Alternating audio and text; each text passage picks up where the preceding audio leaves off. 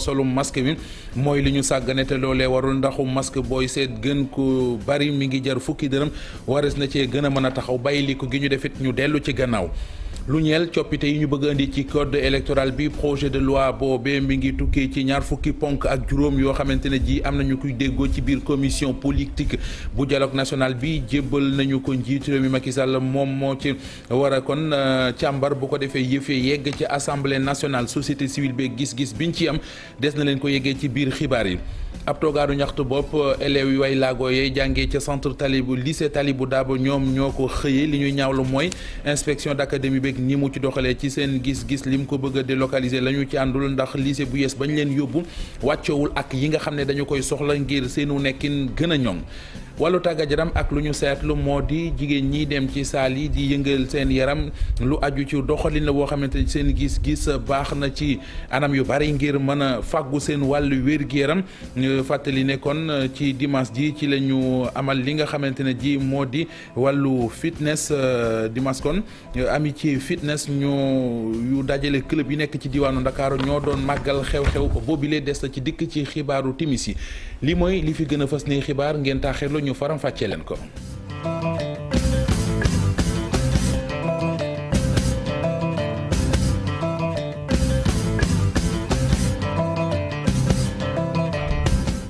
woppi coronavirus ji ak tolluwaay gi bilan bi nga xamante ne ji am nañu ko tey ji la ñu ca wax moo di ñaari téeméeri doomi aadama yu manqué juróom-ñeent yu woppi Covid ji feeñ ci ñoom loolee kon ñi ngi leen jëlee ci ay test yoo xam ne def nañu ko ñu toll ci junni ak juróom-ñetti téeméer ak fukk ak juróom-ñaar ñi nga xamante ne ji ñoo nekkoon ci loxoy docteur yi ñu leen doon faj corona tëraloon leen ba ñu war a wér mu di patient guéri ñi ngi toll ci téeméer bu manqué fukk maanaam juróom-ñeent fukk loolee kon mooy li ñu mën a jukki ci bilan tey bi nga xamante ne ji bàyyeekoo na ci ministère de la santé ak action sociale ñeel tolluwaayu coronavirus bi ci réewum Sénégal googee ak woppi coronavirus jeeg ñetteelu wàgg bi nga xamante ne ji kon ñoo ngi ko ci njoxtu askanu Sénégal ñu bari ci ñoom am ci jaaxle di sàkku ci ñëpp ñu delluwaat ci geste barrière yi ñu digle woon lu ci mel ne takku masque ndax nee nañu masque kon njëg gi yomb na lu jara farataal la dañ ciy ànd ak Pafara ñi ngi ci reportage.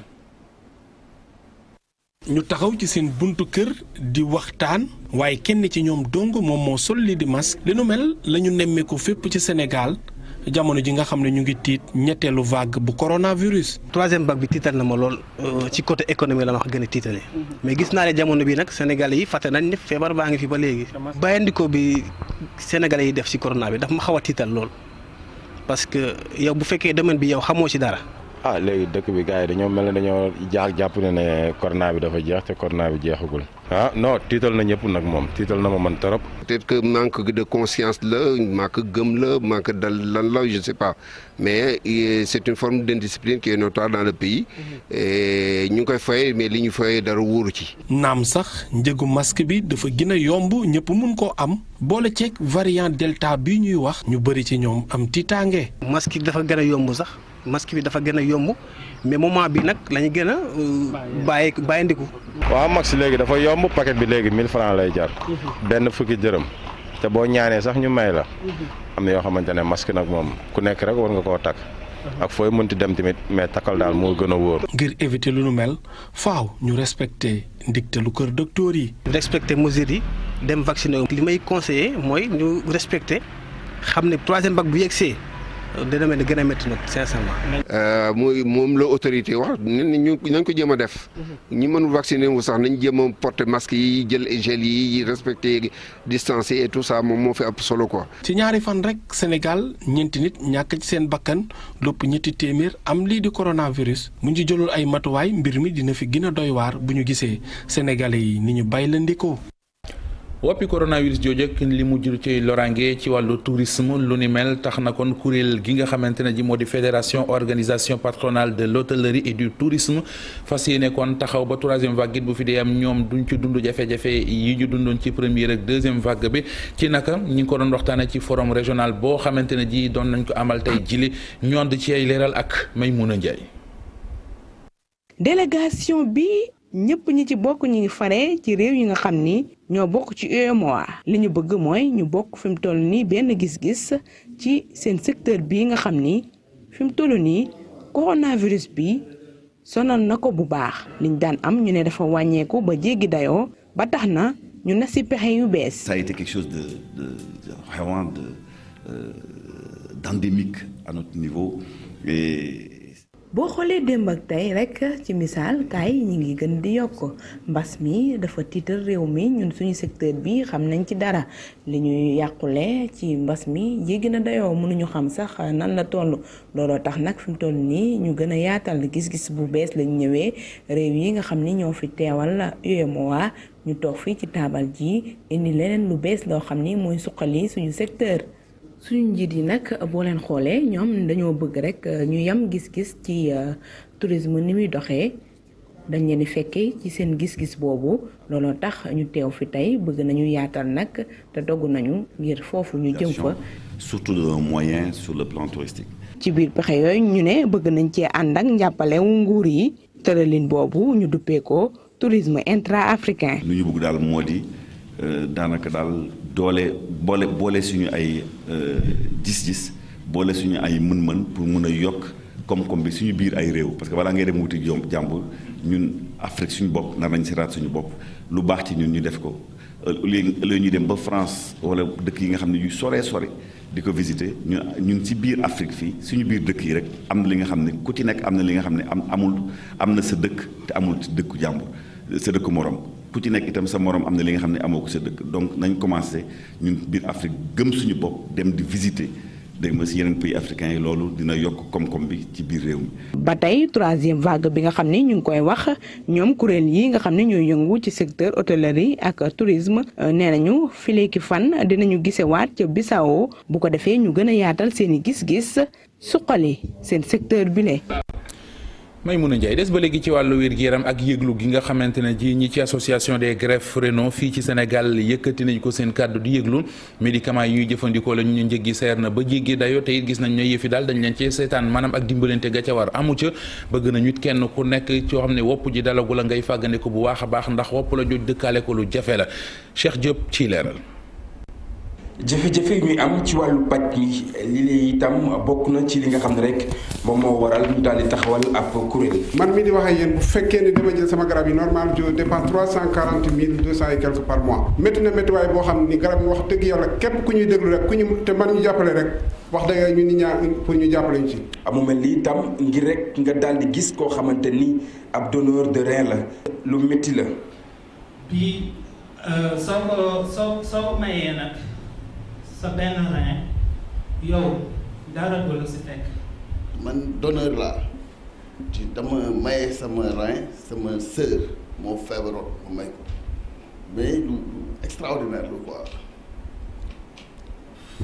professeur yi de ku ci mel ni Boucar Diouf ak itam Tandaxa Ndiaye Dieye ñoom ñi leen nag di sàkku ci ñi nga xam ne rek ñoom ñoo di askan wi ñu daal di gën a fegu ci tawat wi lee. une vie saine mooy nga di def sa tàggat sa yaram bàyyi tux bàyyi naan soo chaque fois nga vérifier ndax amoo diabète chaque fois nga vérifier ndax sa tension yéegul. fii ci dundu Afrique nag foog naa ne jàppalante bi warul mën a doon jafe-jafe ndax itam anam wi nga xam ne moom la ñuy dundee nga dimbali sa mbokk ngir rek.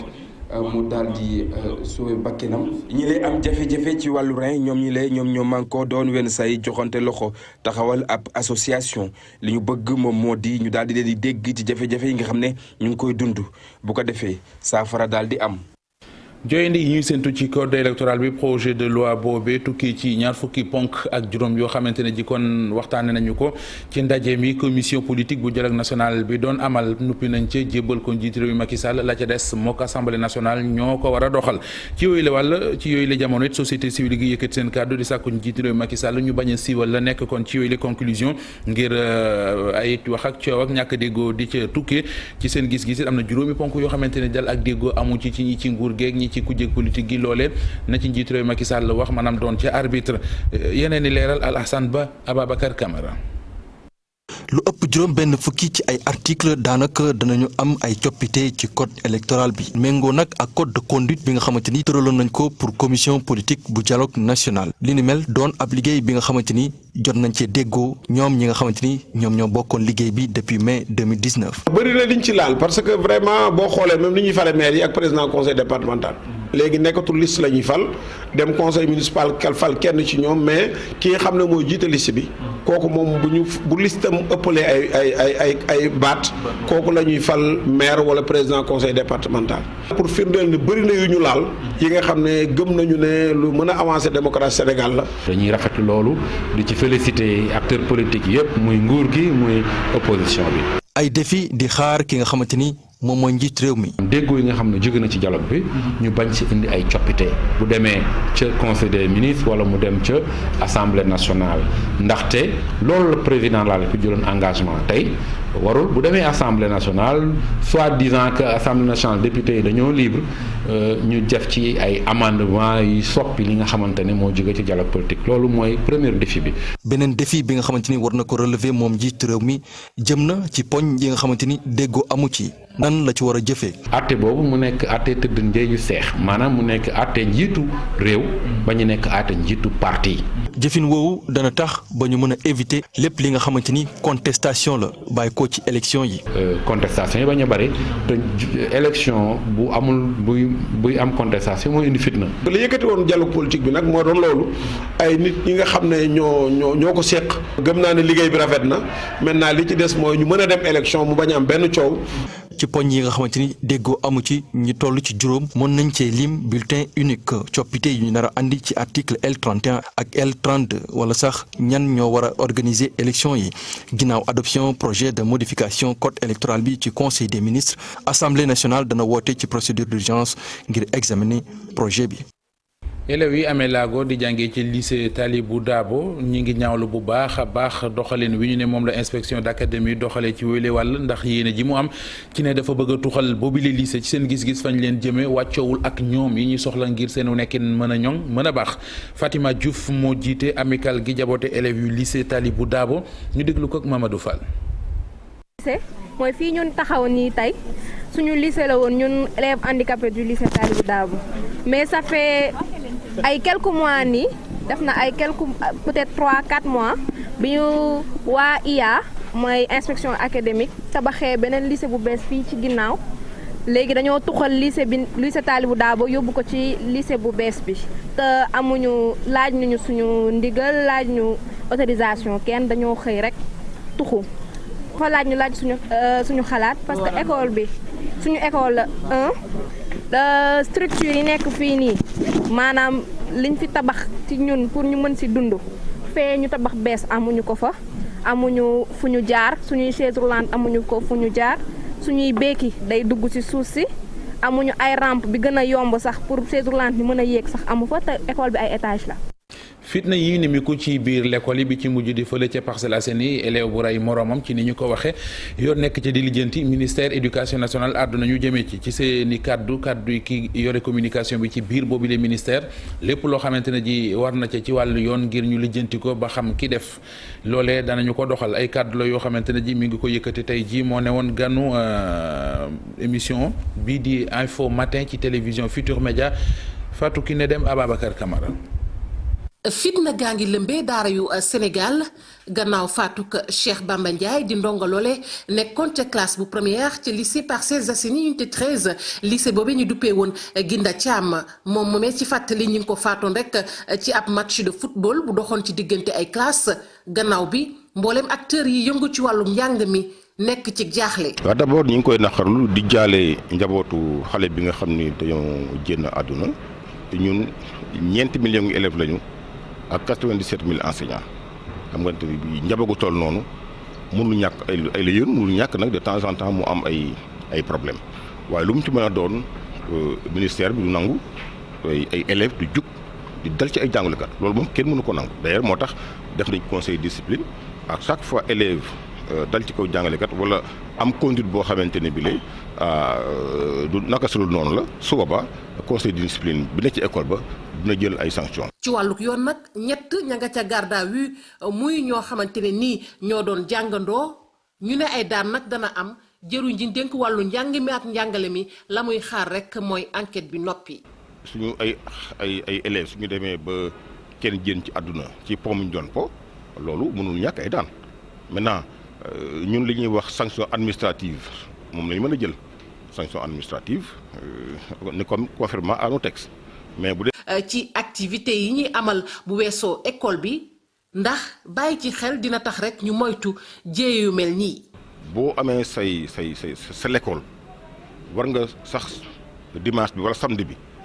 wala sax à des heures yoo xam ne non ouvrables nga ñëwaat saytu laajte lan moo xaw ci école bi parce que xale yi souvent dañuy dem di organiser ay matchs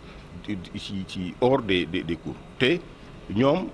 élève amul droit organiser dara te am li ñuy wax professeur encadreur maanaam jàngalekat bi leen di encadrer fekkewu ko. Fatou Cheikh Bamba Ndiaye nag ak lajj dëgg la ci acteurs yi yëngu ci wàlluk njàng mi kilifa yi nag jamono ji ñuy wax ak yéen ñi ngi jaaxle lool te bëgg indi saafara ci lii nga xamante ni mi ngi lëmbee daara yu Sénégal. kuréel di jabootee jigéen yu taxaw ngir dooleel wàllu technologie ak science fii ci Sénégal ñu naan ko ASTEC Sénégal association des femmes pour la promotion des sciences et de la technologie ñoo ngi màggal ñaar fukki at yi nga xam ne kuréel googee am na ko ci lycée John Fitzgerald Kennedy fa lañ ko doon màggalee fa la ñu xamle sax seetlu gu ñu def moo di gune yi jigéen yi daanaka jamono ji farataalatuñu lu ci mel ne ay filières scientifiques ci seen gis-gis nag loolee dafa war a dakk Marcel Maron Mendy. 30 juin bi passé association des femmes pour la promotion des sciences et de la technologie au Sénégal ñu gën ko xamee ci ASTEC Sénégal moo doon célébrer ñaar fukki atam yu méngoo woon ak journée de la renaissance de l'Afrique foofu ca lycée John Fitzgerald Kennedy ñu daal di fay organiser benn panel biñ doon waxtaanee thème bi nga xamante ne femme science ak entrepreneuriat la doon gestu. jigéen ñi dañu néew seen nombre dafa tuuti ci filière scientifique yi parce que lu ñëw ñu ne góor ñi lu ñëw mais góor ñi jigéen ñi li ñu mën jigéen ñi war nañ ko mën parce que jàng la rek la jàng bi nag il faut nga boole si volonté il faut nga sawar il faut nga am jot il faut nga bëgg ko aussi parce que kenn judduwul rek ne man scientifique laa kenn judduwul nekk médecin da ngay jàng médecine. daf lay neex nga jàng ko sonn ci nekk médecin am say diplôme nekk médecin yeneen yi aussi yëpp noonu la mel donc ñun lu ñu jaaxaloon mooy loolu jigéen ñi kenn gisu leen ci matière yooyu te mën nañ ko. baccalauréat bi passé 157 312 candidats ñoo daal di inscrire waaye ci filière scientifique yi 26 029 candidats lañ ci wàññi concours général bu 2017 bi premier prix mathématique daanaka sax amul woon ngir fexe ba loolu dañ lycée John Fitzgerald Kennedy professeurs yi dañ daal di tëral ay méthodes pour mën a fexe ba jigéen yi gën a mën a intéressé wu filière scientifique yooyu. Dans le club, par exemple, quand on est en classe. bu ñu nekkee classe dañuy def ay cours science physique mathématique wala SVT suñu nekkee ci club nag foofu dañuy gën a expliquer ngir ñu xam bu baax a baax ndax mënuñu wax science te duñu wax littérature ndax balaa ngay doon rek scientifique faaw nga doon littéraire ba noppi aarit mëne su ko wax te duñu jiital science ni ngeen ko gisee ci salle bu Mariama Ba def nañu aar te loolu yëpp nag ñu ngi sukkandiku ci science. Montré dans la salle de Mariama Ba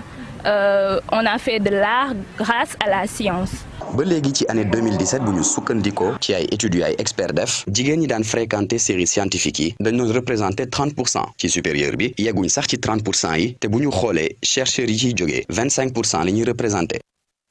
Marcel Maroun jaajëf waxtaane wàllu tàggat yaram gu laal wér gi yaram fitness di xeetu tàggat yaram goo xamante ne ji activité physique yi ñu cay boole moo xam individuel wala collectif bari na waaye luñ ci mën a jàpp daal di ko jëfe moom lu baax la ndax dana mën a tax wopp yu bëri nga mën caa mucc loolee nag ñi ngi ko xamle ci dimanche ji ci ndaje moo xamante ne ji kon kuréel gi di am ci fitness nga xam ne club yu bari ci Ndakaaru ci la ñu nekk doon nañu ko amal à l'une di sa prera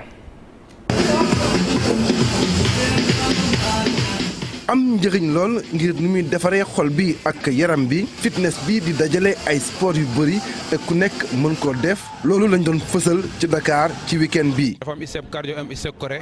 tey ñu ngi def ISEP cardio pour gën a mën a améliorer cardio bi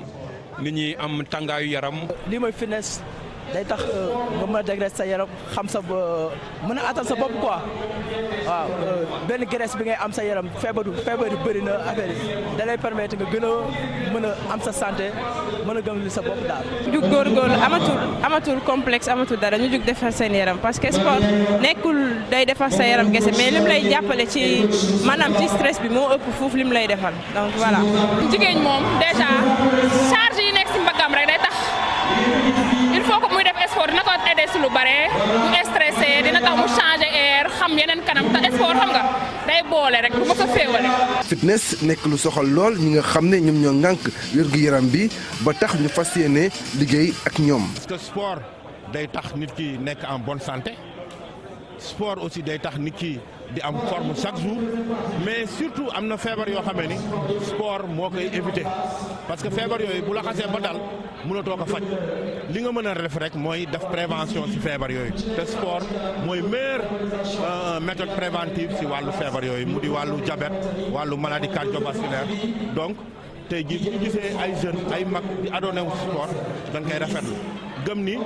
war nañu mën a am convention partenariat liggéey lëkkaloo ak ministère de la santé ba xool aussi naka la ñu mën a àndee ci lii ñuy def. endurance wàññi poids musculation wala sax defar sa yaram rek fitness mën dimbali nit ki bu baax ba tax na njëriñam kenn dootu ko natable. Alioune Dissa Préra gën a xuus ci wàllu tàggat yaram waxtaanee football ñaar fukk ak ñetteelu bëccëg ci wàllu Ligue 1 bi fii ci Sénégal AS Pikine dafa ñàkk match bi mu doon football diggam ak ASC Jaraaf 2-0 moom la ñu ko dóor ñu ko doon footballé ci stade Alassane Djigo Cheikh Sadibou Diarra. mel na ni mbébétu jël raaya bu AS Pikine bi taq na suuf biir dëkkam la ko Jaraaf fekk dóor ko 2 bal ci dara. ñaareeli nërmeeloom yu tegloo ba tax na Tëngéej FC bi raw jiitoo ko juróom-ñaari poñ. championnat bi jeexagul comme li ma wax sànq rek ci tubaab dañuy jouer ba mu jeex donc waxuñu ne dañuy baisser les bras déedéet loin de là donc comme que mathématiquement kenn jëlagu ko mais bon ñun nañ def lu ñu war a def comme ay compétiteurs et puis ñu essayer nekk tout le temps ci podium bi aussi dafa am solo ci suñu championnat mais voilà li ci des nag. mi ngi sunu kalam dañuy continuer di liggéey rek ba décompte final bi ñu xool ñaata point la ñu am et puis ñu santee ko yàlla. l'essentiel mooy new ñu woon ne dañuy jël championnat bi dañ ne waroon nañ bokk ci ñi koy jouer tey jii bu ñu ko yàlla joxee ñu jël donc génération foot aussi mi ngi sunu kalam mais bon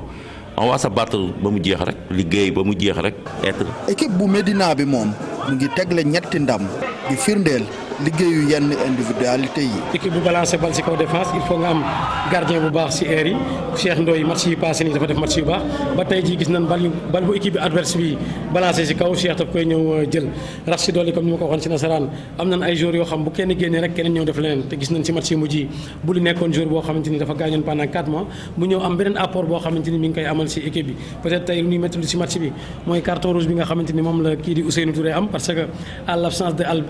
Albert Lamane ak Médiké élément la boo xamante ni ci milieu bi daf ñu doon arrangé trop mais équipe la aussi collectif la daan jéem xel keneen koo xamante ni dina mën ñëw place am ba nga xamante ni absence am du feeñ ci match yi nga xamante ni moom la ñuy déglu.